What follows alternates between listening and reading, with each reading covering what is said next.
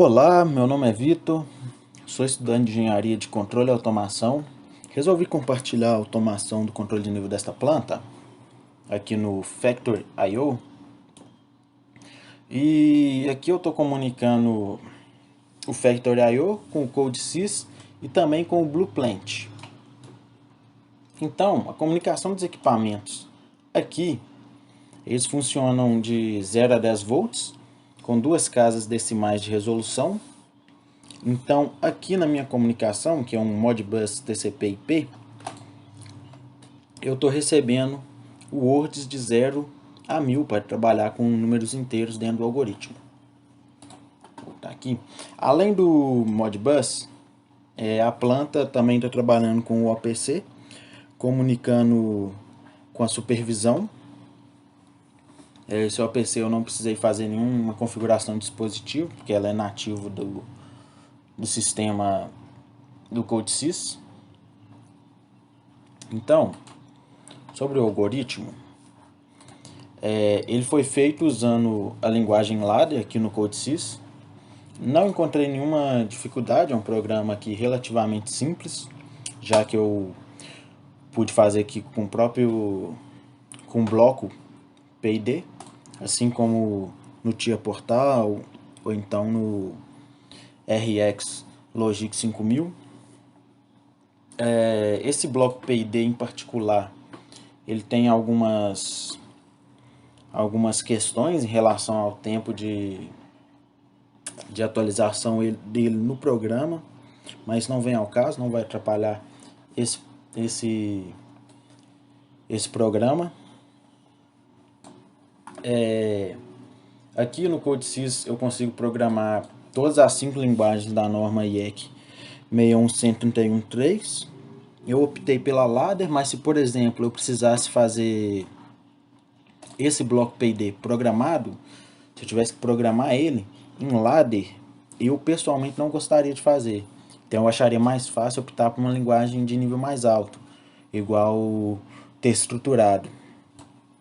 Mas assim, é totalmente possível também fazer em ladder, em bloco de função. Aí vai da opção mesmo de cada pessoa.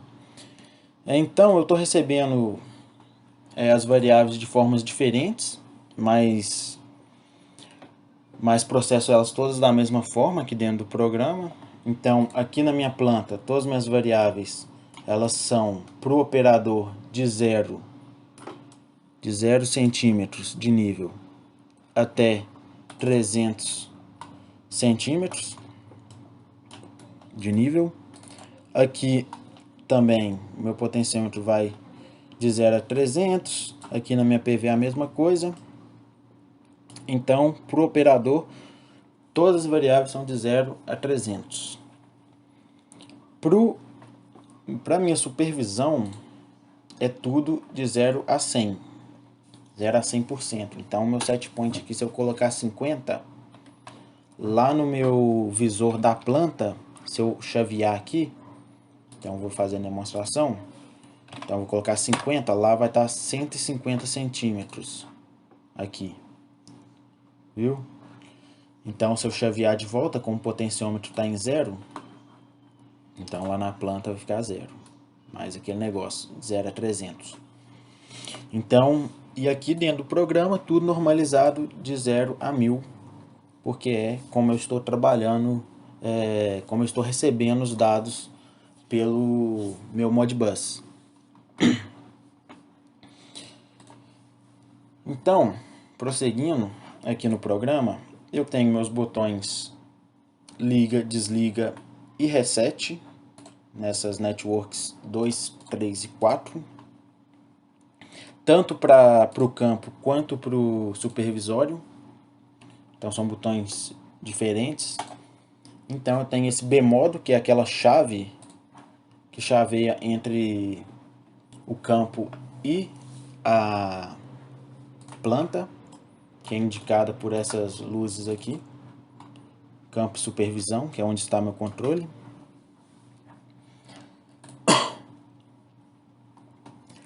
E além disso, eu normalizo todas as minhas variáveis nessas networks 5 e 6. E no 7 eu faço meu controle P&D. Aqui na 8 eu só repasso os valores do meu bloco P&D para minhas válvulas de entrada. No 9, o valor de quando está parado para minha válvula de descarga. E o 10, quando meu reset está ligado, eu abro minha válvula de descarga totalmente. Então, stop, válvula de descarga fechada, reset, válvula de descarga aberta. E o Y eu vou receber 0 no meu, quando ele estiver parado ou ele estiver resetado. Então, continuando aqui na minha supervisão, voltar para cá. Eu tenho a minha chave naquele esquema que muda meu set point. Muda meu controle.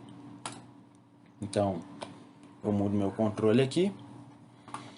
Tenho meus parâmetros do meu controle KP, KI e KD. O meu set point aqui, lembrando que ele vai de 0 a 100%. Então, eu vou ligar o processo e deixar ele rodando aqui.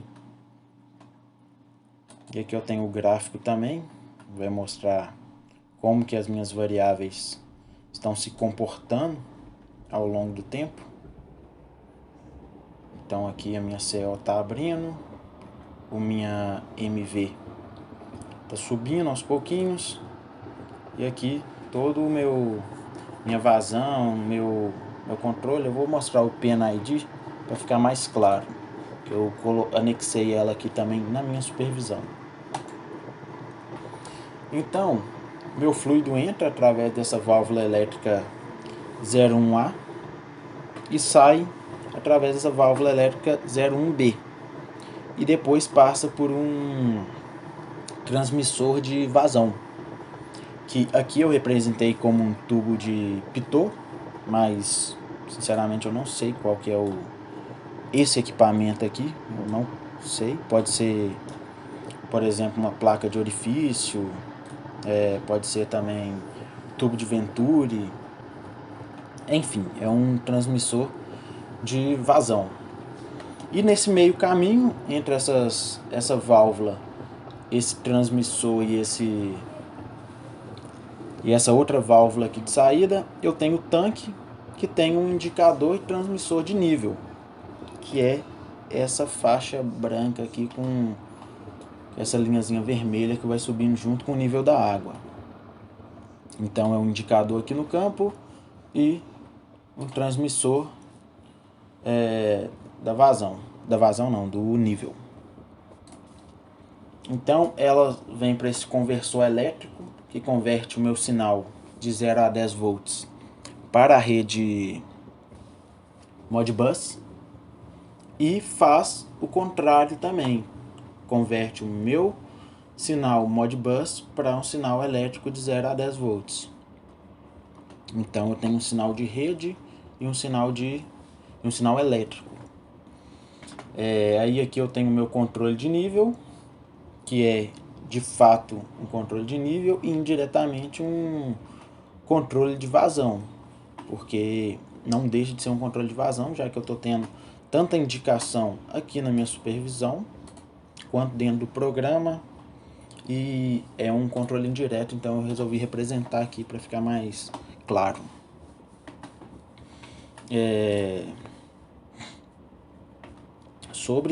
Ainda sobre o Factory I/O, qual que é, assim, por que é interessante eu fazer esse controle P&D em vez de fazer um controle mais brusco da válvula, simplesmente fechar, eu usar às vezes um temporizador, conhecendo meu sistema.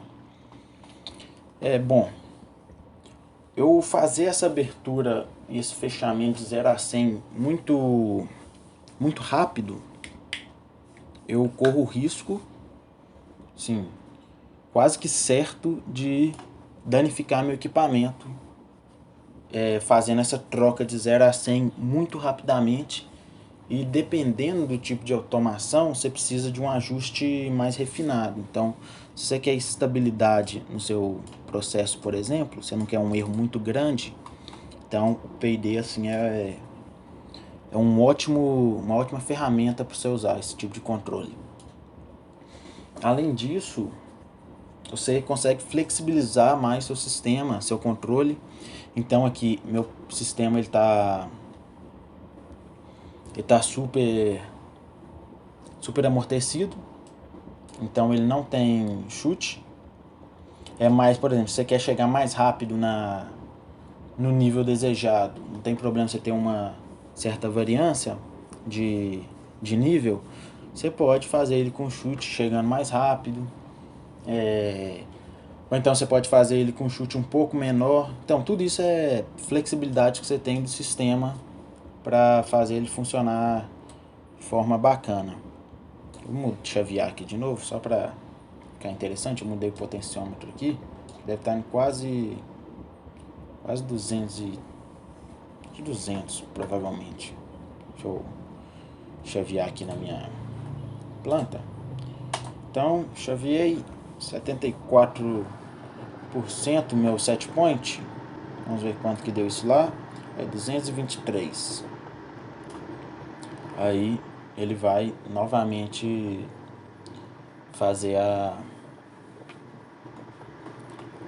o controle. Então é isso, esse é o projeto. Espero ter ficado claro o entendimento do processo, do funcionamento, as comunicações que estão envolvidas aqui. É claro que eu não aprofundei muito na questão do P&D propriamente dito, também não me aprofundei em como fazer comunicação nem nada, mas é uma comunicação simples de fazer. Você consegue, por exemplo, se você não quiser usar o CodeSys para fazer essa comunicação, você tem uma placa de Arduino, você pode fazer comunicação com Arduino. É relativamente simples também se fazer um controle P&D no Arduino. E tem bibliotecas que fazem comunicação Modbus. Então, assim, é muito versátil essa plataforma.